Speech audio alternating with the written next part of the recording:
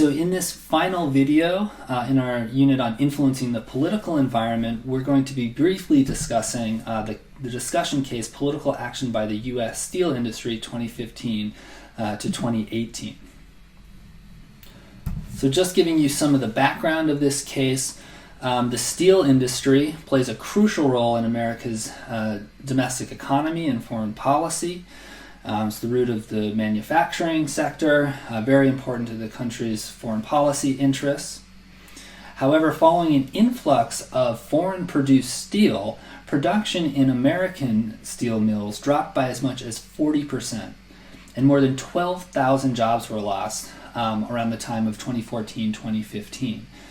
So foreign imports at this time were up to 50% cheaper than the American products, comparable American products. And this was due to government subsidies in other countries, so governments giving money to those industries to make them more competitive, and the use of non-union low-wage labor. So steel industry jobs in the United States are high-paying jobs where unionized workers for the most part.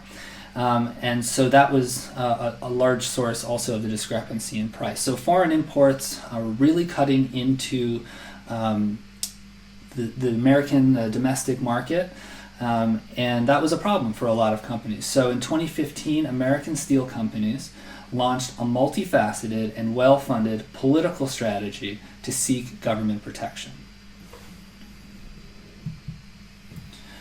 The primary objective of that strategy was the imposition of import tariffs to raise the cost of foreign-made steel. So import tariffs essentially put a tax onto imports, raising their cost, making American products, which were more expensive at the time, more competitive.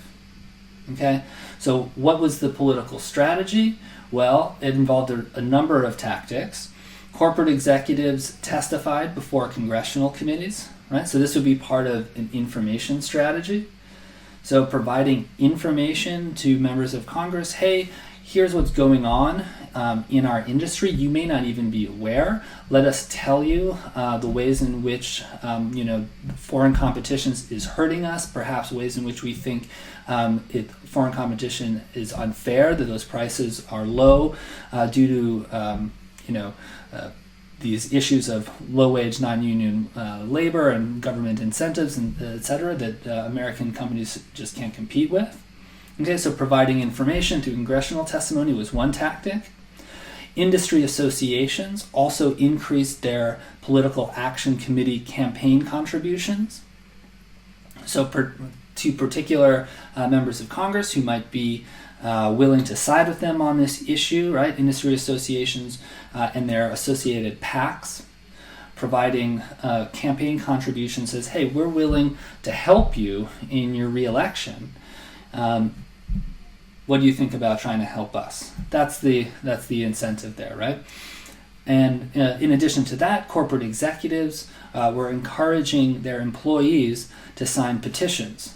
Petitions sent to members of Congress asking them for their support in the imposition of these import tariffs. So that's a constituency building strategy, right? We're not necessarily addressing the congressional members directly, but rather going after their constituents, going after, trying to encourage their constituents to behave in a certain way. So those are just some of the different tactics described in the case study, but just to show you that these different strategies, we talked about information strategies, financial incentive strategies, constituency building strategies, can all be used sort of alongside one another. You don't choose, if you're trying to influence public policy, this time let's try the information strategy, or next time we'll try the financial incentive strategy. No, okay, these are all different levers that you can pull.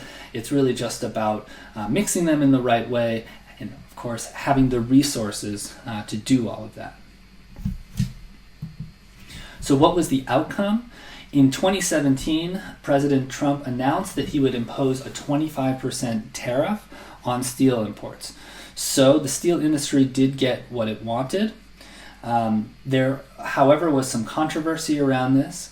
Countries that were impacted by these tariffs had brought complaints before the World Trade Organization, Recall from our earlier unit that the World Trade Organization is governing international trade in the world economy, and there are a number of rules about what countries can and can't do. Remember also that the WTO, World Trade Organization, is trying to lower barriers to trade. So it's not really in the interest of the WTO or in the spirit of the organization for countries to be imposing additional tariffs or additional barriers to trade. Okay, so anyway, that's something that has happened and could affect the United States down the road. Analysts have also argued that the tariffs would increase prices of manufactured goods for American consumers. So yes, maybe certain steel manufacturers will benefit from these additional tariffs. Their products are now more competitive because foreign products are more expensive. However, what does this mean down the supply chain, particularly for consumers buying manufactured goods? So consumers may be paying more as a result. And it has other potentially unintended consequences here too, but that's just one of them. But anyway, this gives you a sense, I think, of how different strategies can be used together, and also just how complex all of these policies are and how there are winners and losers. Business here is trying to advocate for itself. You could argue, look, it has maybe an obligation to do that, or it has every right to do that. Some people would still question, just to get back to this issue we talked about in the very first video, should businesses be participating in politics?